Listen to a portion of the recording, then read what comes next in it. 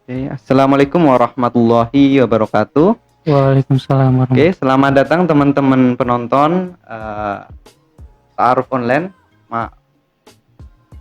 Podcast Ta'aruf Online, satu rangkaian dari pengkaderan yang merupakan kegiatan rutin dari IMFTI UAD. Selanjutnya di sini saya kedatangan sosok pemateri yang sudah tidak asing lagi di FTI UAD. Beliau adalah Rizal Saifuddin. Oke. Beliau asal dari Pekalongan. Beliau juga merupakan mahasiswa FTI Prodi Teknik Elektro. Seperti itu, Mas. Oke, betul. Beliau untuk riwayat organisasi, beliau dulu adalah bidang RPK, betul? RPK. Dan di Komsat tahun 2017 sampai 2018. Selanjutnya bidang ketum ya? Iya betul. Ketua Umum IMMFTI periode 2018 sampai 2019. Iya. Oke, dan selanjutnya yang paling dekat dengan sekarang adalah beliau jadi bidang OGI, bidang organisasi di cabang Jasman Al-Gindi, seperti itu. Selamat datang Mas Rizal di podcast kami. Ya, terima kasih atas tempat dan waktunya. Bagaimana kabarnya Mas Rizal? Ya, alhamdulillah masih diberi kesehatan ya. Alhamdulillah. Sibuk apa sekarang Mas Rizal? Oh, sekarang sibuk menyelesaikan apa yang harus diselesaikan. Baik. Oke, Mas Rizal di sini kemarin itu sebelumnya sudah materi sebelumnya itu terkait mengenal jati diri IMM. Oke. Sekarang adalah selanjutnya episode keempat terkait Muhammadiyah, terkait kilas balik Muhammadiyah itu seperti apa sih? Muhammadiyah itu seperti apa? Gitu. Agar penonton ataupun mahasiswa ataupun kader, terutama kader IMM-FTI bisa memahami terkait Muhammadiyah. Seperti itu. Oke, apakah langsung ke pertanyaan atau mau seperti apa nih? Enaknya seperti apa? Mengalir aja. Mengalir. Oke, baik. Baik, kalau begitu mungkin kita awali dulu terkait Muhammadiyah itu apa sih? Oke. Hal paling mendasar ya, Muhammadiyah itu apa? Jadi kalau secara nama ya, kalau Muhammadiyah itu dikaji secara nama kan Muhammad itu kan nama nabi kita. Betul. Kemudian ditambahin iyah atau pengikut nabi. Jadi sebuah organisasi yang istilahnya menjadikan Rasul itu sebagai role model ataupun menjadi sebagai suri tauladan. Jadi sebenarnya berat kalau kita pakai nama Muhammadiyah itu ya, karena tanggung jawabnya kita harus bagaimana mengerti sosok Rasul itu seperti apa gitu. Betul. Itu terkait tadi Muhammadiyah itu apa? Untuk sejarahnya Muhammadiyah itu terbentuknya seperti apa itu? Mungkin banyak juga terutama kader-kader baru atau kader IMM-FTI UAD yang belum tahu sejarah Muhammadiyah itu seperti apa. Ini kita merefleksikan agar kita nanti terutama untuk penonton bisa memahami yang belum paham terkait sejarah Muhammadiyah. Sejarah ya. Sebelum ke sejarah tadi kan kalau secara bahasa itu pengikut Muhammad. Kalau secara pengertian berarti Muhammadiyah itu salah satu, bisa dibilang ya, ormas terbesar di Indonesia dengan tujuan adalah untuk menegakkan dan menjunjung tinggi ajaran Islam supaya tercipta masyarakat Islam yang sebenar-benarnya. Itu tujuan dari Muhammadiyah. Kemudian kalau kita mau bicara kilas balik mengenai sejarah ya. Betul. Sejarah itu sebenarnya panjang sih kalau mau dibahas ya. Ini storytelling jadinya nanti. Ya, boleh. Tidak apa-apa, yang penting mengenai sejarah itu kalau di AIK Al-Islam dan Kemuhammadiyaan itu sering disinggung mengenai faktor internal dan eksternal gitu. Baik, faktor internal dan eksternal. Kalau kita kaji lebih dalam, baik. Itu ada secara teologis juga secara historis. Seperti itu. Secara teologis dan historis. Untuk secara teologis dan historisnya itu seperti apa itu?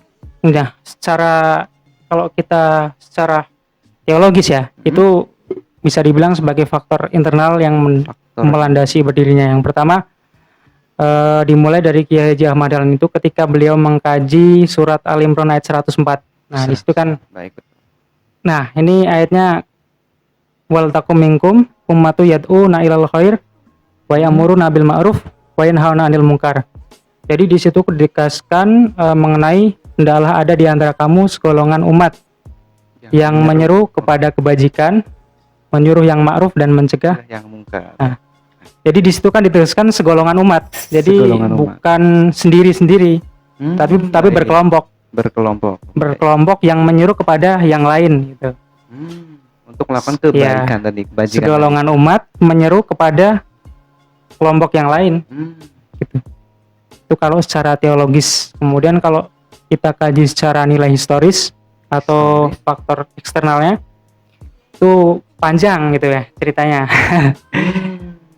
Panjang sekali. Jadi kita bisa mulai tarik garis dari awal sebelum kemerdekaan, karena Muhammadiyah itu berdiri tahun 1912 ya.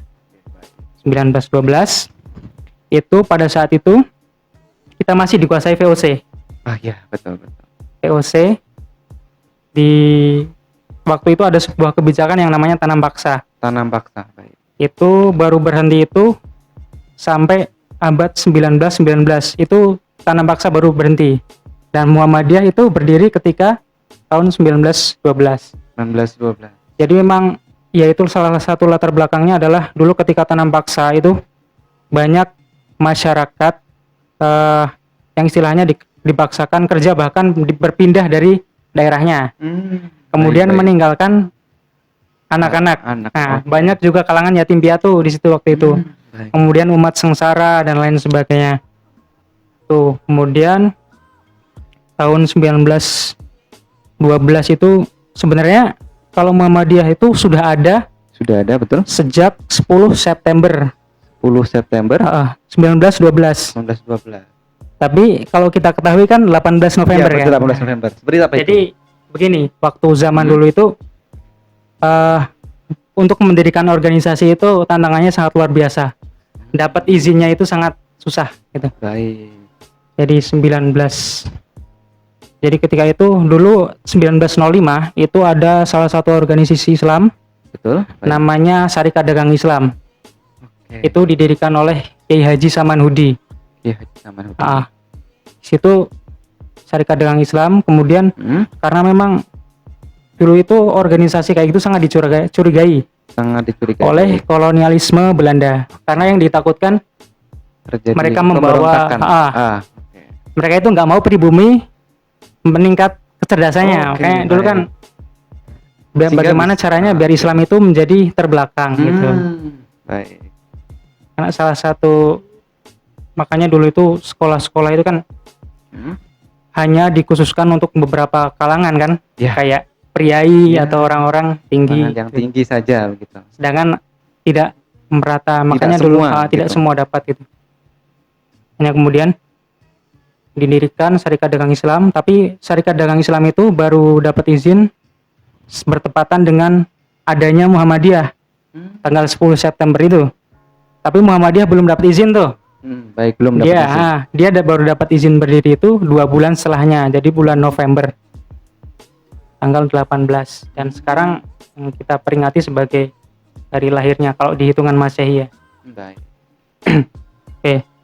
Kemudian salah satu yang mempelopori berdirinya adalah ketika dulu sebenarnya abad 19 itu ada di fase di mana Islam itu sebagai salah satu pelopor kesadaran nasional.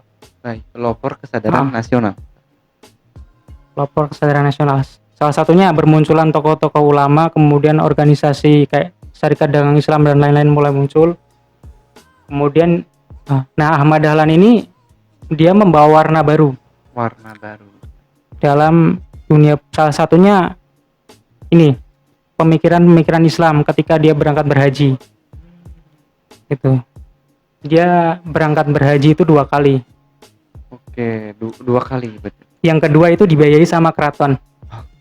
Karena keraton itu mulai sadar bahwa memang sudah saatnya itu istilahnya kembali. Dan 1912 itu pada abad 19 memang tadi tokoh pembaharu mulai muncul. Salah satunya yang jadi inspirasi adalah dari Kiai Ahmad Dahlan, terutama tadi Muhammad Abduh, Rashid Ridho, terus beberapa tokoh pembaharu. Kemudian ada juga pemikiran seperti Jamaluddin Al-Afghani, itu salah satu tokoh dari Mesir dulu. Kemudian salah satu yang ditakutkan Belanda itu kenapa? Takutnya itu mereka membawa paham pan-islamisme atau gerakan anti penjajah. Nah, itu yang kemudian ditakutkan VOC dan Belanda. Kenapa Islam itu bahkan sampai pada saat itu pun untuk berhaji aja susah gitu. Izin untuk berhaji. Itu susah dulu. Takutnya membawa pemikiran-pemikiran seperti itu karena memang pada saat itu tokoh-tokoh pembaharu seperti Jamaluddin Al-Afghani dan lain-lain sangat berpengaruh gitu. Takutnya akan lepas dari takutnya jajahan. Akan lepas. Okay. Nah, jadi dari dua faktor itu, yang pertama secara teologis tadi ya, Al-Imran 104 diejawantahkan menjadi sebuah gerakan dan muncullah Muhammadiyah sampai sekarang. Kemudian secara historis seperti tadi, banyak sekali permasalahan-permasalahan yang muncul kayak kesejahteraan masyarakat, kemudian terkait banyaknya yatim piatu dari efek tadi tanam paksa tadi seperti itu. Gitu. Karena ada keresahan dari lingkungan juga, lingkungan dorongan seperti itu.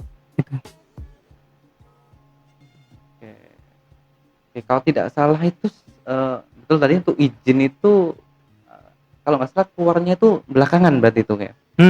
Kalau nggak salah bukan di 8 November berarti untuk izinnya. Iya. Baru istilahnya resmi secara hukum. Tapi sudah ada sejak 10 September. Kalau tidak salah itu untuk perjuangan Muhammadiyah itu hadir dan lahir itu perlu banyak perjuangan kan. Perjuangan-perjuangan yang kalau tidak salah itu sampai difitnah terkait Muhammadiyah itu sendiri seperti apa sebelum sampai bisa berdiri. Itu seperti apa itu ceritanya? Belum. Ya, seperti sejarahnya itu. Tadi, jadi salah satu faktor latar belakangnya memang jadi ya ditakutkan seperti itu. Memiliki paham pan-islamisme, salah satunya takutnya gerakan anti penjajah dan sebagainya. Itu yang dari VOC. Kemudian dari tantangannya memang berat. Dari kalangan masyarakat sendiri ya, terutama masyarakat Jogja dan keluarganya dulu. Karena memang yang dibawa Ahmad Dahlan itu hal baru. Jadi hal baru itu kayak contoh ini nih. Bagaimana? Kamu bawa sesuatu yang baru, misalkan makanan dari Jogja. Terus kamu bawa ke daerah lain, itu belum tentu lidah orang luar itu cocok. Jadi memang perlu adaptasi. Gitu. Adaptasi, betul. Nggak bisa langsung nyetel. Gitu. Begitu ceritanya. Kemudian bahkan sampai dibilang itu toh, ketika meluruskan arah kiblat. Betul. Itu kan sampai dibilang kiai kafir gitu. Jadi memang sangat keras sekali karena salah satu yang menjadi fondasi adalah gini. Di situ mulai muncul bahwa Muhammadiyah adalah sebagai gerakan tajdid kan. Tajdid itu ada tiga dimensi. Ada purifikasi, ada modernisasi, sama satunya itu ada dinamisasi. Purifikasi dalam artian memurnikan ajaran. Nah, dulu kan masih ini banyak, selain kristenisasi mulai banyak karena VOC masih ada. Betul. Kemudian masih ada yang paham tentang tahayul dan lain-lain. Seperti itu. Jadi memang masih mencampurkan antara adat dan syariat seperti itu. Jadi salah satunya begitu. Kemudian kalau dinamisasi itu berarti memang bahwa Islam itu harus berkembang secara dinamis ya. Perkembangan zaman. Ya, sesuai perkembangan zaman. Kemudian modernisasi, salah satunya ketika dulu ini ceritanya kan sekolah zaman dulu itu untuk muslim kan hanya pesantren. Iya. Ya. Duduk lesehan gitu kan, melingkar, ngaji dan lain sebagainya. Kemudian Ahmad Dahlan mulai menggunakan fasilitas kayak dari fasilitas kolonial gitu. Makanya seperti dibilang meja, ini kursi, dan sekolah lain-lain itu. kok kayak sekolah kolonial gitu. Oh, Bahkan oke. sampai sempat ada Penolakan juga. penolakan juga Betul. gitu kan. Tapi bisa kita lihat sampai sekarang dan kemudian berkelanjutan gitu. Memang perjuangannya berat banget karena masyarakatnya masih istilahnya dengan adat dan syariat itu masih bercampur. Kemudian kalau ya memang nggak bisa lepas dari budaya ya. Betul memang. Kalau kita langsung paksakan hilang itu kan nggak mungkin, harus bertahap. Makanya prosesnya yang harus adaptasi. dialami sama dahlan itu sangat mudah. Beda halnya kalau di ini, terutama kan pengaruh kesultanan. Jadi kesultanan memang ya kita mau tidak mau memang harus mempertahankan adat dan tradisi. Betul. Tapi bagaimana adat dan tradisi tersebut tetap ada, cuman sesuai dengan koridor. Nah, syariat dan adat itu dalam koridornya masing-masing. Kemudian itu beda ketika Muhammadiyah lahir setelah di Jogja. Itu Muhammadiyah lahir kedua adalah di Padang. Di Padang. Sumatera. Oke, Sumatera. Itu yang menjadi pelopor di sana adalah teman dari Kiai Haji Ahmad Dahlan. Oke, sahabat ya. Sahabat ketika beliau berguru ke Mekah dengan Syekh Ahmad Khatib Al-Minangkabawi. Syekh Ahmad Khatib itu juga kebetulan dari Minangkabau. Tapi dia dapat istilahnya amanah untuk menjadi salah satu imam di Masjidil Haram dulu. Namanya Kiai Rasul atau istilah nama lainnya adalah Abdul Karim Amrullah, ayahnya Buya Hamka. Nah, itu yang mempelopori berdirinya Muhammadiyah di Padang. Memang beda gerakannya. Kalau di Jogja itu secara halus, santun, karena memang masih berbentrokan dengan tradisi dan lain sebagainya. Masyarakatnya juga halus kan, harus nggak bisa. Kalau di Padang mungkin bisa lebih ekspresif dan lain sebagainya, karena memang karakter orangnya berbeda-beda.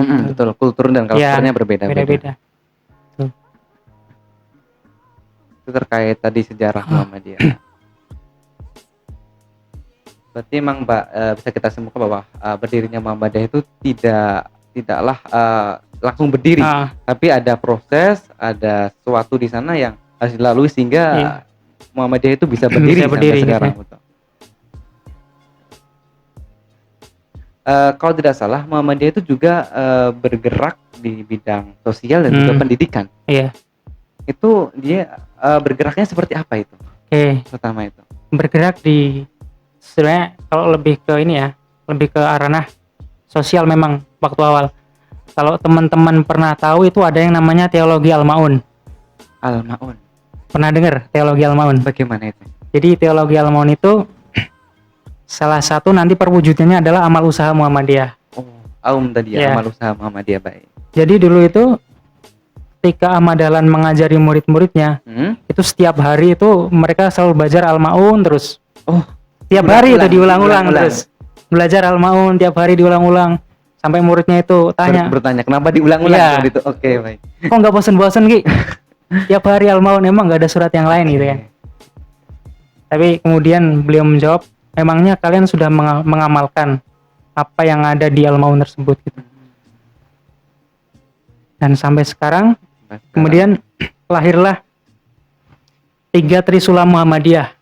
3 Trisula atau Aragra Trisula Muhammadiyah yang abad pertama itu kan ada dibagi 3 tuh. Ada feeding, healing, sama schooling. Feeding itu berkaitan dengan santunan terhadap anak yatim. Nah, salah satunya adalah yang tadi permasalahan banyaknya anak yatim yang ditinggal orang tuanya ketika tanam paksa dan lain-lain seperti itu. Kemudian kalau schooling itu bergerak di ranah pendidikan. Nah, seperti dilihat dulu kan pendidikan sekolah. Pendidikan belum merata seperti itu kan. Hanya untuk kaum-kaum tertentu. Kemudian di ranah healing itu dulu ada yang namanya ini. Kalau kita sekarang kenalnya kan PKU ya, rumah sakit PKU. Tempat kesehatan ya. Oke. Kalau dulu ini namanya MPKO. MPKU. Iya, Majelis Penolong Kesengsaraan Umat. Nah, itu dulu dalam bentuk majelis gitu. Bergerak ke situ. Dan Ahmad Dahlan juga nggak instan gitu. ketika di ranah pendidikan dan kesehatan dia belajar dari, kalau nggak salah kan dulu sempat ikut Budi Utomo juga. Jadi dia belajar sama Budi Utomo. Waktu itu ketuanya kan Dr. Wahidin Sudirohusodo. Baik. Sempat belajar mengenai dan bahkan sempat mengajar di salah satu sekolah Belanda dulu kan, sekolah Belanda dan Priai gitu. Dari belajar dari situ, kemudian selain mengajar di situ, sambil mendirikan sekolahnya sendiri. Nah, berdirilah yang namanya Madrasah Ibtidaiyah Diniyah Islam. Itu sekolah dasar pertama gitu. Itu. Jadi Trisula Muhammadiyah abad pertama itu dalam bentuk sampai sekarang kita lihat sebagai amal usaha ya.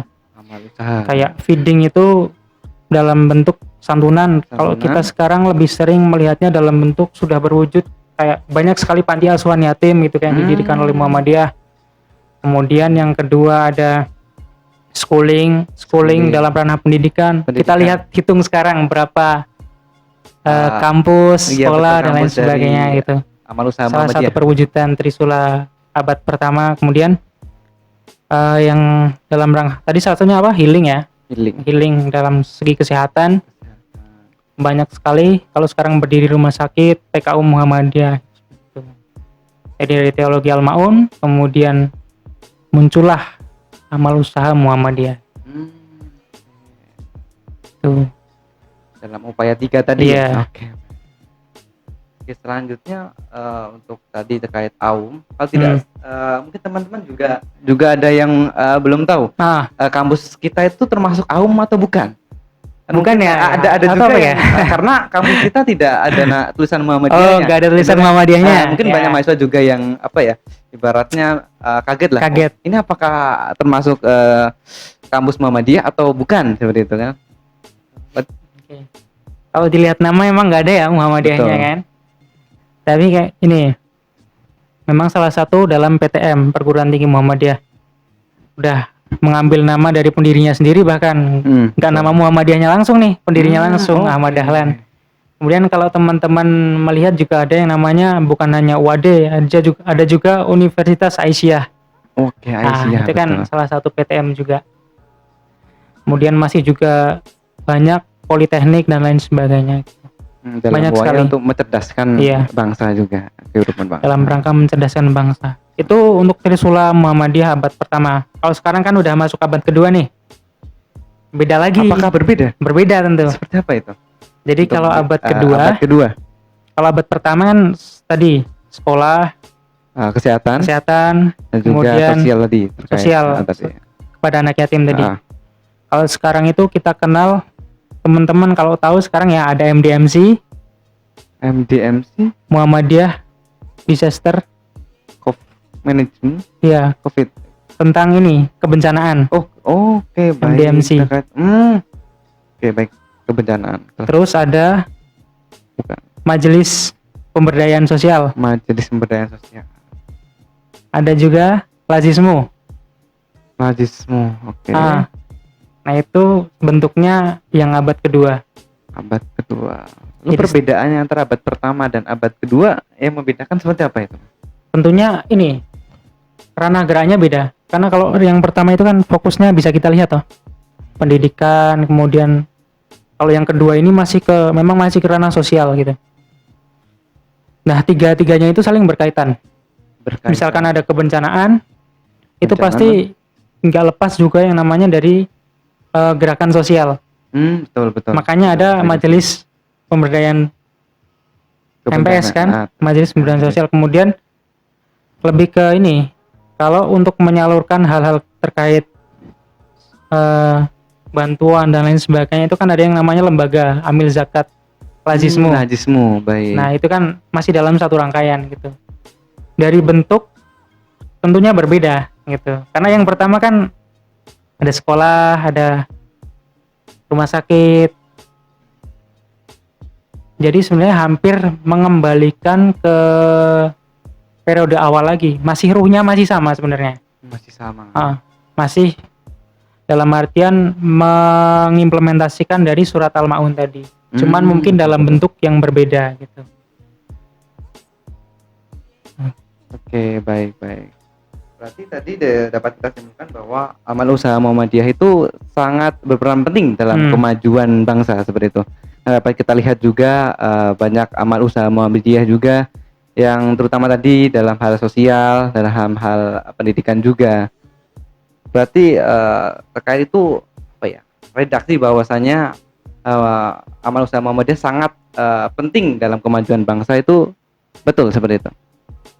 Sebenarnya kalau menurut pandangan saya Muhammadiyah itu sebagai amal usaha ya. Amal usaha. Amal usaha itu sebagai salah satu perwujudan. Perwujudan. Tapi yang menjadi pelopor atau penggerak dari istilahnya tadi ya, bagaimana kontribusi terhadap bangsa kan, yaitu diri kita sendiri. Jadi kalau amal usahanya ada tapi orangnya nggak ada yang gerak gimana? Oh iya, ya sama aja kan. Jadi salah satu peran pentingnya ya kembali ke diri kita masing-masing. Kalau melihat peran ya sebenarnya kalau peran Muhammadiyah terhadap bangsa itu sudah sejak dari dulu. Bahkan sampai belum terwujudnya amal usaha, yang ikut berpartisipasi dalam berdirinya NKRI kan salah satunya beberapa tokoh Muhammadiyah. Kalau kita kenal ada Jenderal Sudirman. Kalau nggak salah dia itu kader HW kan? Kader Hizbul Waton. Iya betul. Insinyur Soekarno, presiden pertama juga pernah di Muhammadiyah. Sempat belajar kepada Kiai Haji Ahmad Dahlan. Kemudian ada Ki Bagus Hadikusumo, Mr. Kasman Singodimedjo. Nah itu orang-orang yang mempelopori berdirinya NKRI dulu.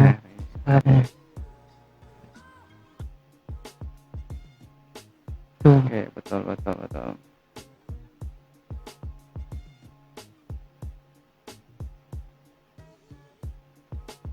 Oke, baik. Untuk terkait amal usaha Muhammadiyah, itu apakah tadi kan ada ibaratnya perubahan antara dari abad pertama, abad kedua. Untuk sekarang apakah ada perubahan lagi atau masih tetap di abad kedua? Masih, karena ini sih sebenarnya bukan perubahan tapi lebih ke menambah gitu ya. Menambah. Tetap masih mempertahankan yang abad pertama kan sebelumnya, cuman ada hal baru nih. Inovasi. Betul. Jadi hal baru. Istilahnya melebarkan sayap. Nah, ke hal-hal yang lain yang belum tersentuh gitu loh. Oke, baik. Jadi kalau abad pertama itu kan dari awal berdirinya 19 sampai dekade 2000-an. 2000-an betul. Sekarang 2000-an kita belum menyentuh satu abad kedua nih. Ya mungkin belum tahu nanti kalau kedepannya abad ketiga bakal ada hal baru. Inovasi gitu, baru. Karena kan kayak tadi Muhammadiyah itu dinamis. Bergerak sesuai dengan perkembangan zaman gitu. Kondisi zaman saat itu. Kondisi zaman saat itu.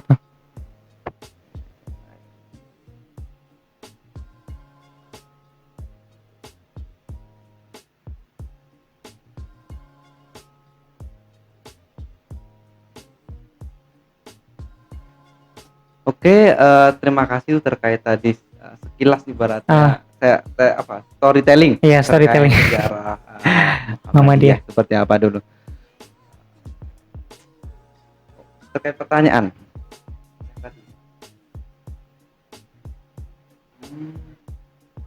Oke, baik. Kalau bisa ada pertanyaan dari kader kita terkait perbedaan dari Muhammadiyah dulu dengan yang sekarang itu apa perbedaannya? Perbedaan dalam hal apa dulu?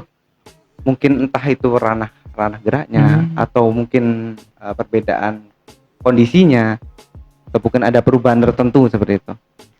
Kalau untuk menjawab tantangan zaman tentunya beda-beda. Karena untuk tiap tahun itu pasti punya tantangan yang berbeda-beda juga. Tuh, tiap periode gitu.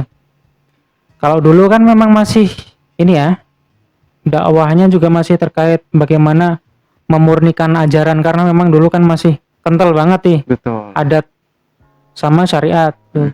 Kalau sekarang ya mungkin lebih ke bagaimana memahamkan kembali gitu. Hal-hal yang memang berkaitan, salah satunya ini yang menjadi permasalahan adalah terkadang ini dialog antar mazhab. Nah itu kadang juga menjadi persoalan gitu. Itu salah satu. Tapi ya untuk sekarang sih udah nggak terlalu kalau kita lihat ya. Masih, karena untuk tantangan ke depan adalah ini saya mengutip perkataan dari Muhammad Abduh. Bagaimana? Jadi ada perkataan beliau yang mungkin jadi inspirasi Ahmad Dahlan juga, bahwa al-Islamu mahjubun bil muslimin. Keindahan atau cahaya Islam itu tertutup oleh umat Islam itu sendiri.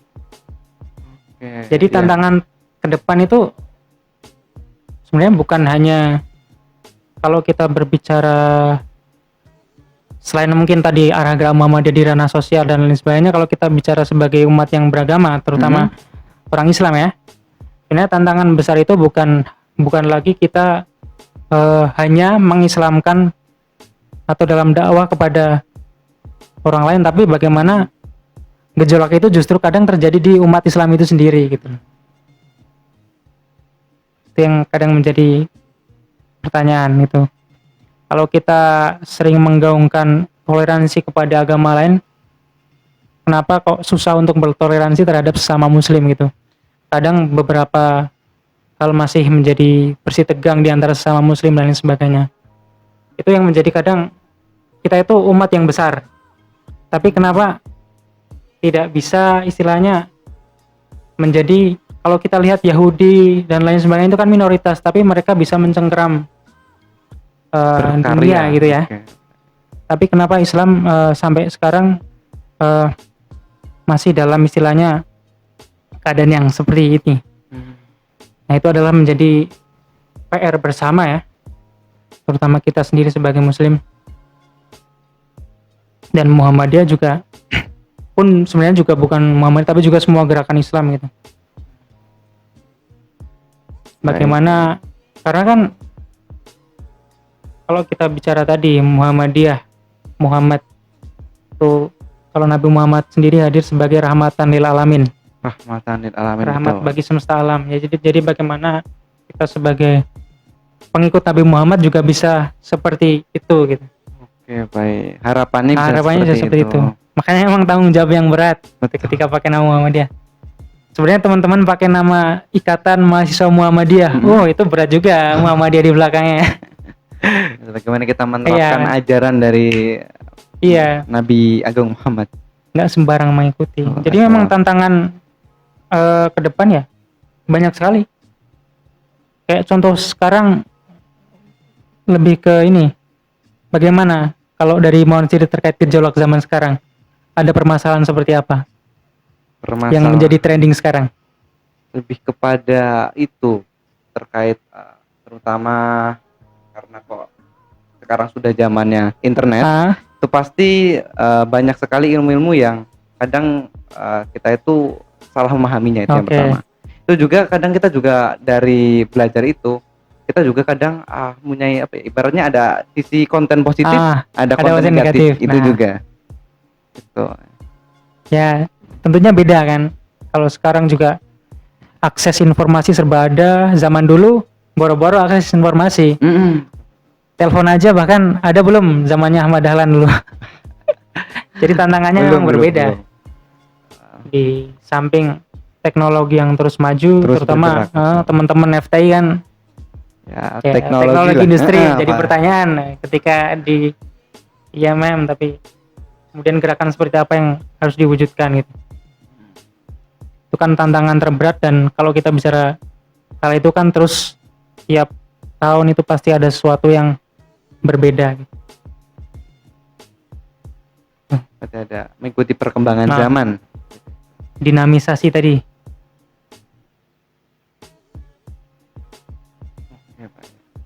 Oke, baik. Terima kasih tadi untuk ibaratnya storytelling lah, ibarat pemahaman terkait Muhammadiyah juga, terkait di Muhammadiyah juga. Oke, mungkin satu lagi mungkin, terutama untuk pesan-pesan sebelum kita tidak terasa ibaratnya kita tuh sudah di penghujung dari podcast ini. Oke, mungkin sebelum kita akhiri, sebelum kita tutup itu baiknya mungkin apakah dari Mas Rizal itu ada pesan untuk terutama penonton yang menonton channel ini, podcast ini, agar terutama kader IMM itu memiliki semangat terkait nilai-nilai IMM maupun nilai Muhammadiyah. Seperti itu. pesan ya, pesan dan kesan, mungkin pesan ya, mungkin di yang terutama untuk yang pertama ya, kepada mungkin kader-kader yang baru. Terus sekarang kan zamannya kita lagi pandemi dan lain sebagainya. Betul. Ya saya hanya menyampaikan mungkin tetap jaga semangat gitu ya, istilahnya memang tantangan hal yang berat, kita ada di masa sekarang. Terus bagaimana menumbuhkan jiwa-jiwa atau memahami tadi apa nilai-nilai Muhammadiyah tadi. Betul. Yang pertama adalah bagaimana kita seperti halnya dalam belajar ya. Jadi teman-teman dalam artian terus kalau orang belajar itu jangan sampai cepat berpuas diri gitu. Baik. Gali terus informasi, istilahnya nggak ada yang namanya kader terlatih, tapi untuk seorang kader itu harus terus berlatih dan berlatih gitu.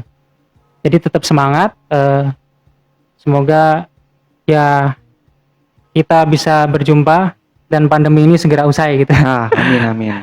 Betul. Ini kan belum pernah berjumpa ya secara tatap muka ya, betul. karena kita masih dalam kondisi sekarang gitu. Kondisi saat ini ya, betul, tidak memungkinkan untuk bertemu secara langsung. Tapi harapannya tetap sesuai slogan kita, berfastabiqul khairat, berlomba-lomba dalam kebaikan. Mungkin itu saja. Semoga juga diberi kesehatan buat teman-teman. Amin. Juga terutama kesehatan buat materi kita. Terima kasih. Selalu dan sukses selalu. Ya. Gitu. Amin. Gitu. Oke, terima kasih kepada Mas Rizal untuk mau hadir untuk menjadi pemateri di podcast Ta'aruf Online ini. Semoga ilmu yang diberikan oleh Mas Rizal di-sharingkan ini mampu kita pahami, mampu kita telaah dan menjadi pemahaman baru buat kita, seperti itu.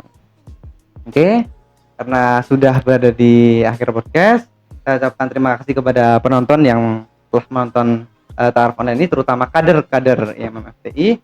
Tetap jaga semangat tadi. Jangan lupa dalam rangkaian ini masih ada podcast selanjutnya yang sangat menarik untuk teman-teman tonton.